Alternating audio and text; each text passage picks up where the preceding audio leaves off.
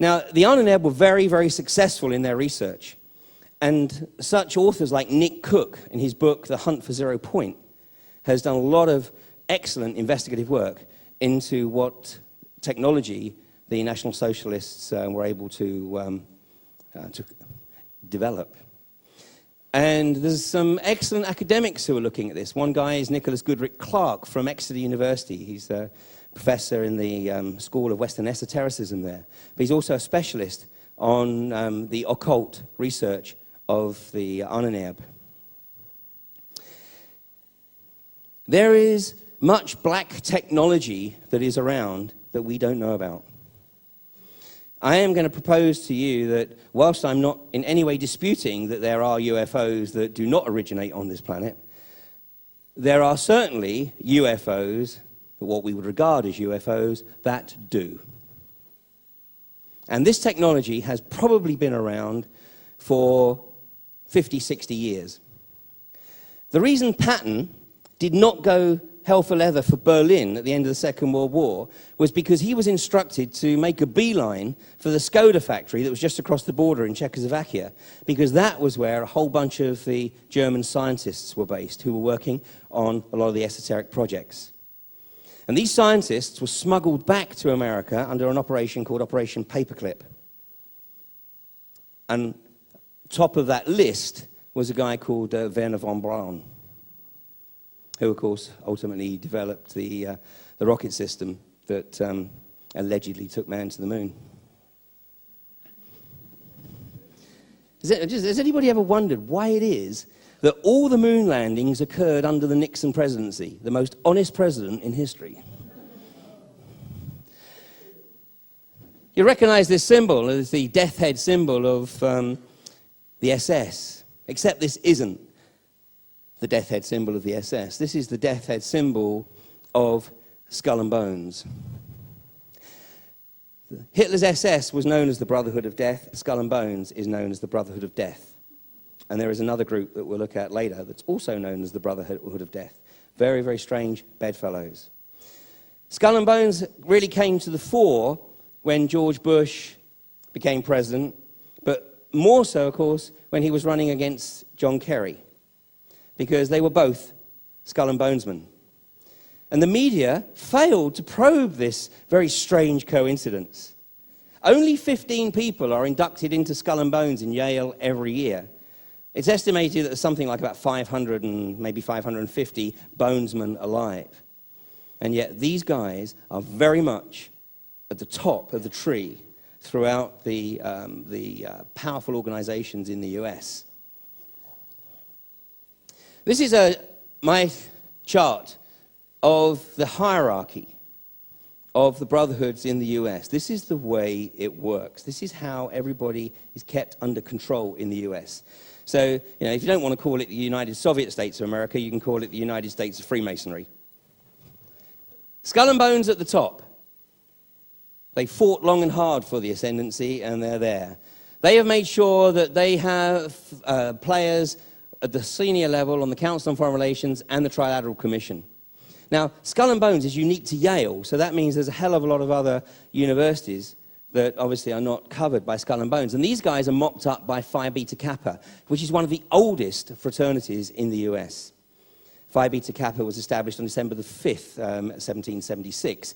It was established by a group of people who were pissed off that they weren't invited to participate in establishing the Declaration of Independence 6 months previously. So Phi Beta Kappa is effectively the subordinate organization that sort of takes care of anybody that wasn't at Yale. And Phi Beta Kappa players are in all of the senior leadership roles in the administration through the US. And then we have the Shriners. In the US, Freemasonry is far more open than it is here. In the UK, it's estimated that there's about 700,000 Freemasons, and nobody really knows for sure. But in the US, it is reported that there are over 10 million Freemasons. And they wear it on their belt buckle, or they wear a badge to say they're a 32nd degree Mason. And one of the things that I learned while I was working there is if you really wanted to get anything done, I mean, I wasn't a Mason, I'm not a Mason, never have been, never will be. But if I needed things done, I needed to have a Mason as my right-hand man. So once I actually realized the rules of the game, and I had a 32nd degree Mason as my sort of lieutenant, if you like, then we actually were able to sort of do what I'd gone over there to do. And at the lower level, the blue degrees, right, percolating, just the same as here, the police, business leaders, civil servants. And if you piss anybody off, God help you, because these guys can call all the shots and they can run you out of business. The order out of chaos. They're very, very successful at creating the chaos. And of course, they've been pretty successful so far at offering the solution. But we're starting to see through them. Now, after the Second World War, Eisenhower, in his final speech before handing over the presidency, made the observation that the US needed to beware the power of the industrial military complex. He knew, he'd seen it firsthand, the power that had come to the industrial complex because of the need for armaments in particular during the war effort. He knew that these guys were potentially loose cannons. But the coup d'etat was at Dealey Plaza. Ostensibly, America has not been under the control of the president in any way, shape, or form since that day in 1963. I'm not suggesting that the leaders of the UK have any more power. I mean, these guys are the front men. These are the media players. They're not calling the shots. This will be the third year that I've stood on this platform and mentioned this document, the Project for a New American Century, Rebuilding America's Defenses. The document that was published in 2000, September of 2000, 1 year before the Bush election. Sorry, a few months before Bush was elected, because he was appointed in January of 91. But this is the blueprint. This is absolutely the blueprint for everything that has occurred since Bush became the occupier of the White House. There should be no surprises. And of course, the famous phrase on page 51 is that, America really is going to struggle to get the popular support for these ambitious global objectives unless there is some catastrophic and catalyzing event like a new Pearl Harbor.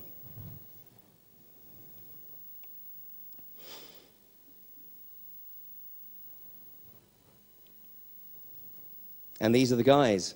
What a bunch. What a bunch of guys. Paul Wolfowitz, of course, he went from being Assistant Secretary of Defense to head of the World Bank, but he couldn't resist dipping his pen in the company ink, and, of course, had to resign a little while ago because he was effectively guilty of nepotism. This is Scooter Lewis Libby, who was recently found guilty of releasing the name of Valerie Plame, which was an act of retribution for her husband, Joe Wilson, for not actually towing the White House line over the Niger yellowcake issue. And, of course, he was sentenced to jail. He was sentenced to 2.5 years in jail. But the moment that he was sentenced to jail, George Bush overruled the sentence. Immediately, this is a classic indication of the fact that America is under a dictatorship. The president can immediately overrule the legal system. And Dov Zakheim, of course, here, Rabbi Dov Zakheim, he's the guy who on September the 10th, 2001, announced to the media that the Pentagon could not account for $2.3 trillion. Small change. The symbolism. We see symbolism of the brotherhoods in Paris, very much. We see it in London in a big way. And, of course, we see it in Washington. And we see here the seal of the US on the back of the dollar bill. Here we see Bush waving the dollar bill. And here we see the word Mason, here, M-A-S-O-N, within the inverted pentagram. Here we see the pentagram in the streets of Washington.